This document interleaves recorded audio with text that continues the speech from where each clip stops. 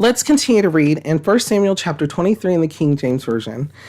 Then they told David, saying, Behold, the Philistines fight against Keilah, and they rob the threshing floors. Therefore David inquired of the Lord, saying, Shall I go and smite these Philistines? And the Lord said unto David, Go and smite the Philistines, and save Keilah. And David's men said unto him, Behold, we be afraid here in Judah. How much more then if we come to Keilah against the armies of the Philistines?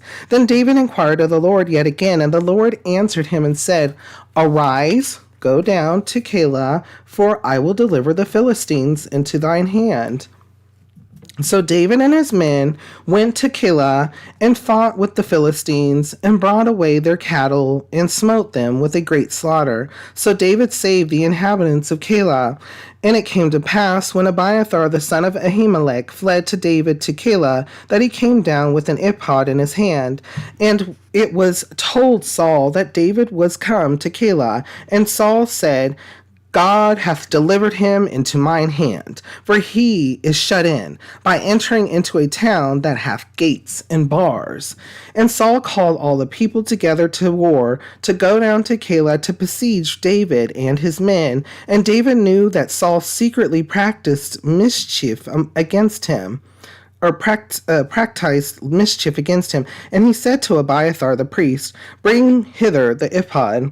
Then said David, O Lord God of Israel, thy servant hath certainly heard that Saul seeketh to come to Keilah to destroy the city for my sake.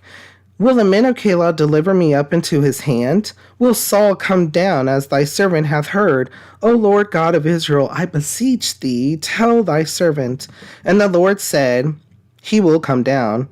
Then said David, Will the men of Keilah deliver me and my men into the hand of Saul? And the Lord said, They will deliver thee up. Then David and his men, which were about 600, arose and departed out of Keilah and went whithersoever that they could go. And it was told Saul that David was escaped from Keilah, and he forbare to go forth. And David abode in the wilderness and strongholds, and remained in a mountain in the wilderness of Ziph. And Saul sought him every day, but God delivered him not into his hand. And David saw that Saul was come out to seek his life, and David was in the wilderness of Ziph in a wood. And Jonathan, Saul's son, arose and went to David into the wood, and strengthened his hand in God. And he said unto him, Fear not, for the hand of Saul my father shall not find thee, and thou shalt be king over Israel, and I shall be next unto thee, and that also Saul my father knoweth. And they two made a covenant before the Lord. And David abode in the wood, and Jonathan went to his house. Then came up the Ziphites to Saul to Gibeah, saying, Doth not David hide himself with us in strongholds in the wood, in the hill of Hachilah, which is on the south of Jeshimon? Now therefore, O king, come down according to all the desire of thy soul to come down, and our part shall be to deliver him into the king's hand. And Saul said, Blessed be ye of the Lord, for ye have compassion on me. Go, I pray you, prepare yet, and know and see his place where his haunt is, and who hath seen him there, for it is told me that he dealeth very subtly. See therefore and take knowledge of all the lurking places where he hideth himself, and come ye again to me with the certainty, and I will go with you.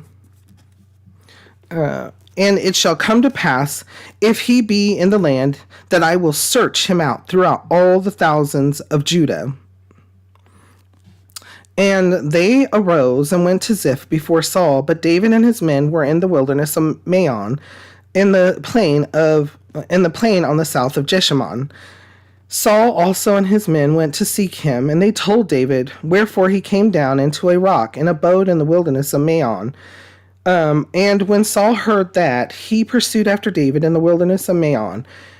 And Saul went on this side of the mountain, and David and his men on that side of the mountain. And David made haste to get away for fear of Saul, for Saul and his men compassed David, and his men round about to take them.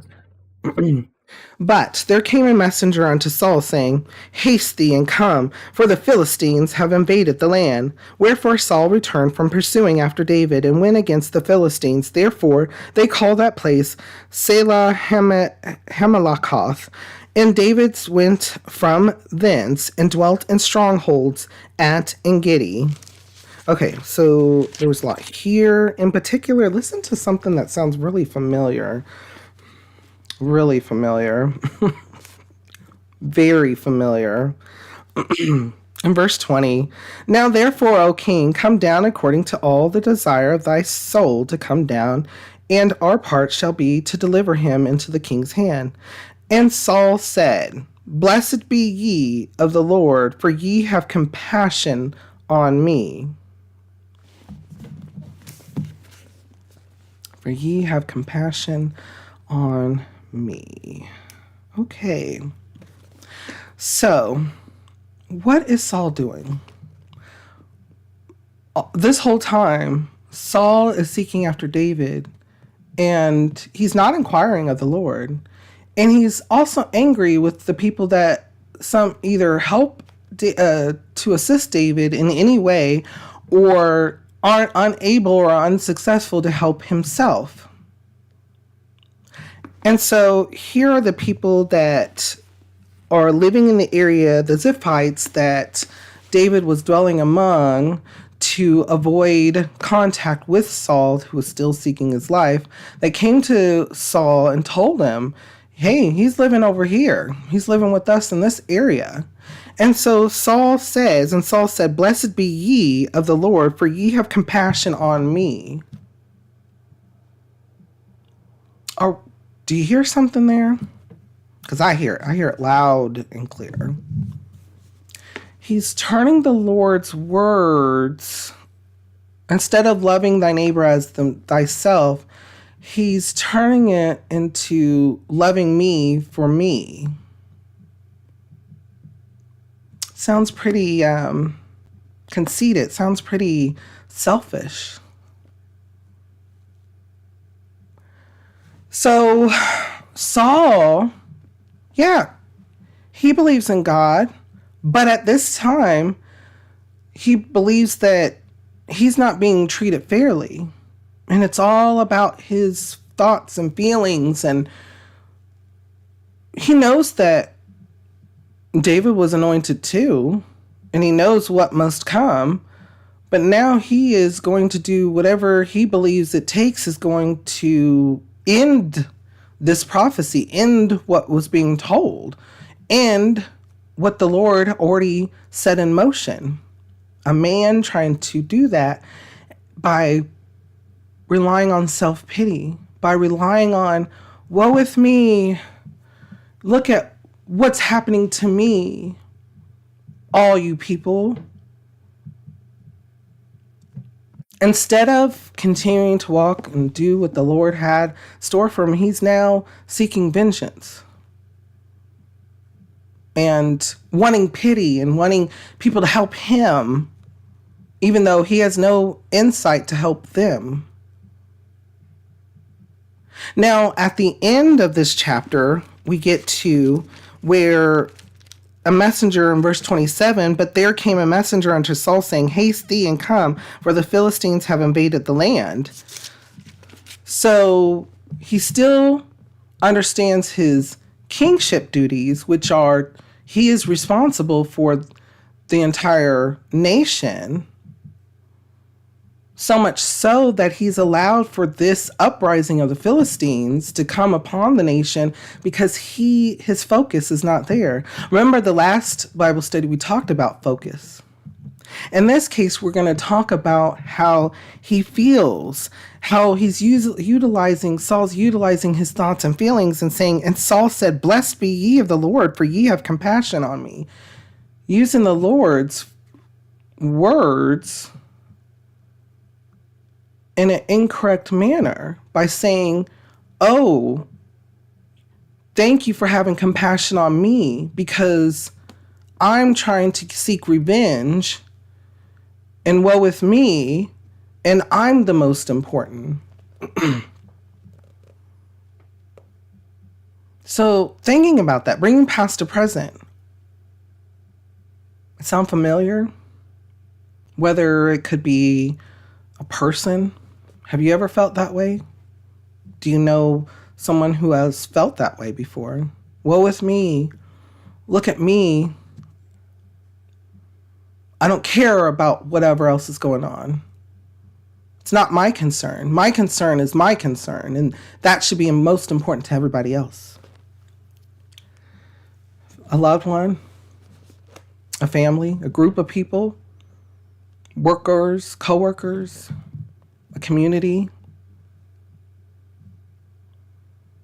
a town,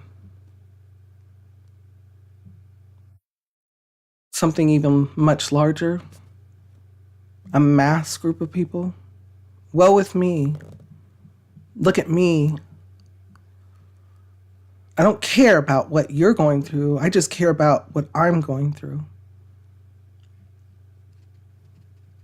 Well, we're going to read on and see what still happens, but also understand that the Lord has already set something in motion, and not one man can stop it. In this case, I urge you to go to prayer, go to the Lord and understand what the message is for you in your life. Seek the Lord's wisdom and his guidance continually. Pray without ceasing. Before we go on, though, what kind of thoughts or feelings come to your mind when we read over this? How does it make you feel and what does it make you think?